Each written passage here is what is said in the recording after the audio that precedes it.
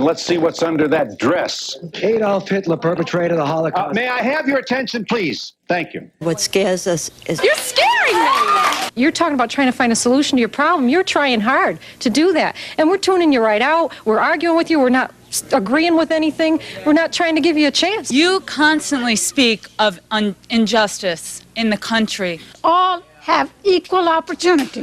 What we have missed the point on is your children and our children are in jail and are on drugs. Racist. Nobody disputes the facts or his facts. His facts are right and exact, and no scholar will debate Dr. Collett because Dr. Collett is right. Look at the injustice that you're doing to these people. Let America be the way it should be. We went to war in World War II to fight for the freedom of speech. We didn't fight for freedom of speech of hatred. You know what I think?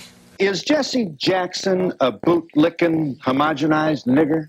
Now, where are you going? Are you going then back to the homeland? Are you going back to the African continent? Is that your idea? What is the purpose of that? Can you please tell me why it's blacks who are killing hundreds of thousands of blacks in Rwanda and other places? And can you please tell me why from Haiti, blacks from Haiti are just risking their lives to come here to the United States of America? Racist. Adolf Hitler perpetrated the Holocaust on 11 million people that died, 6 million of which were Jews, 5 million were others. 2 Jews found in a shallow grave. Many of our members are the National Commander of Jewish War Veterans, and over 50,000 of our men died.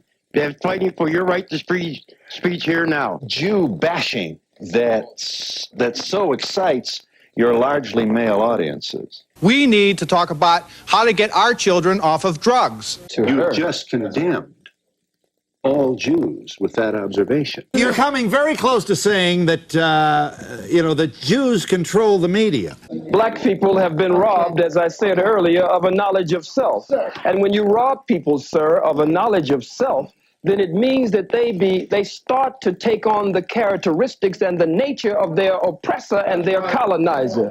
And his mind, by automatic, systematic, remote control, rules in our people. He gives them the guns and the weapons and the drugs and the alcohol, the way you did our brothers, the red man and the red woman, brothers and sisters, the way you did our Latino brothers and sisters, and then you pit one against the other and then say, look at what these people are doing. I could listen to him forever.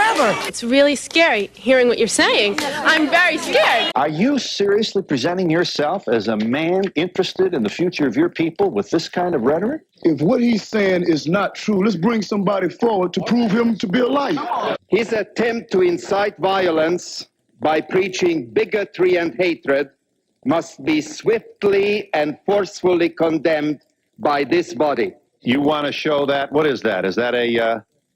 It's a black man being burned alive with an audience like this cheering and applauding and tiptoeing to... They publicly condemned that action, and I can't even get you to look into the camera and convey even the remotest notion that you have in your heart some love for 2 Jews who died trying to save black people in the South. Being an educated college person, I see that you can always bring up events like this where people have been killed in mass murders from all people.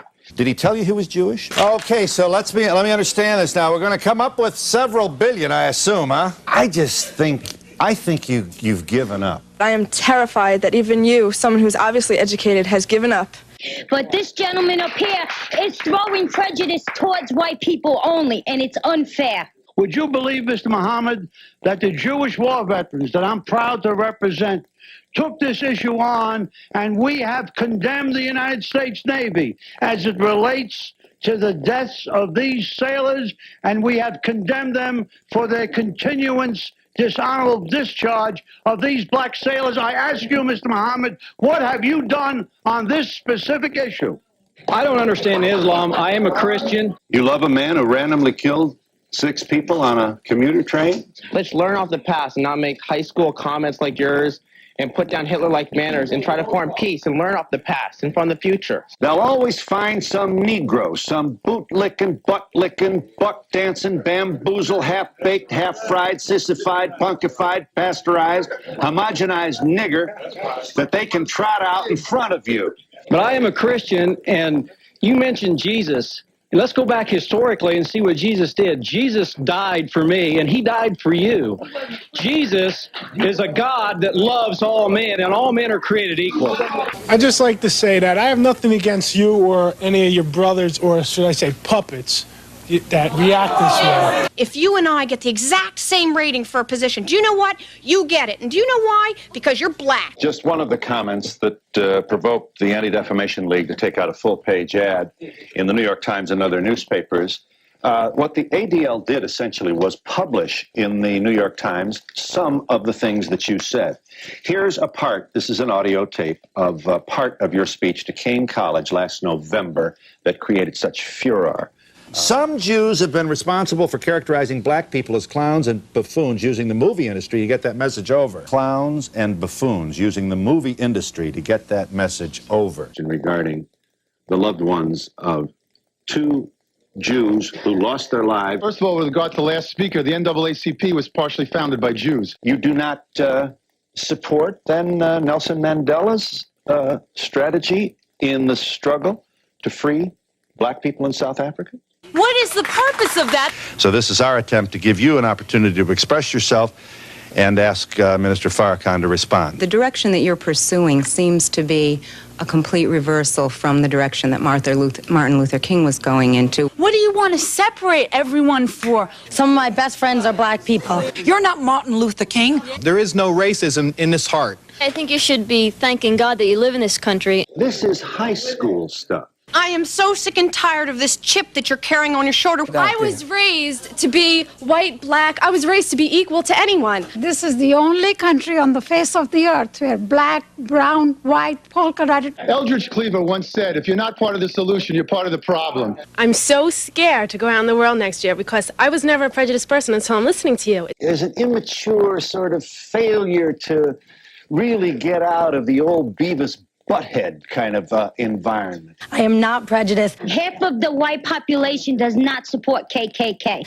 I feel more prejudiced right now than I've ever felt. You have been sitting there for an hour and you've been snickering and sneering at us. Yes. We don't look at you that way. The way they act when we talk, when white people talk. I think we hear violence. We have bent over backwards. We have done backflips to make you feel equal. Some of you are being racist in the fact that you're calling me a white folk. I don't understand why you come out with such hatred. Certainly you can't be proud of this kind of language. You're dividing us. That's not this country.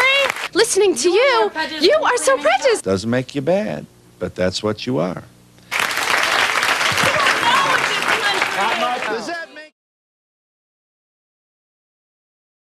I assume, given the fallout that ensued in your description of Judaism as a dirty religion, will move you never to use that phrase again.